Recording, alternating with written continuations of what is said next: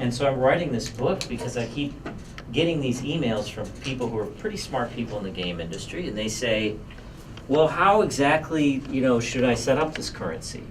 And how exactly should I do this market? How should I do these prices? And if you think about it, that's a problem that, usually doesn't come up. It's not like, Uzbekistan suddenly says, boy, we need to figure out how to do this turnip market, right? The turnip market just emerges.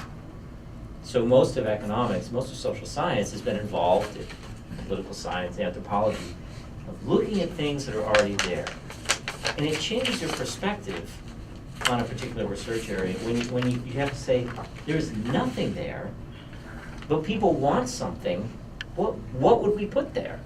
So this is the moment where, like when Eastern Europe fell apart, and it turns out, foolishly turned over major policy decisions to people in the West who called themselves experts, who had been studying things that were there, and then they suddenly had this moment where they had to actually create something new. And actually it wasn't, they weren't creating anything new, they were trying to modify, improve, and they what was already there, and they made some mistakes in terms of not realizing how important law and order was as an institution that's prior to setting up markets. So that's one example of people designing things.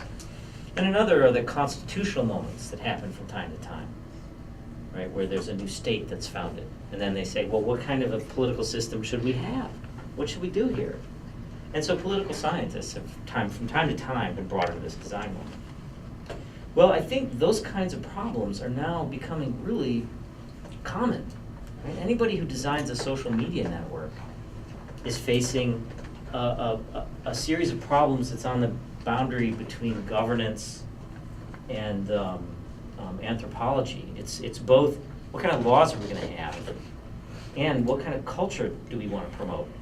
Can you imagine going to the anthropology department and saying, okay, you guys have studied all these cultures. If I asked you what would be a good culture and how would you make that culture happen, it would just the brain would kind of go, eh.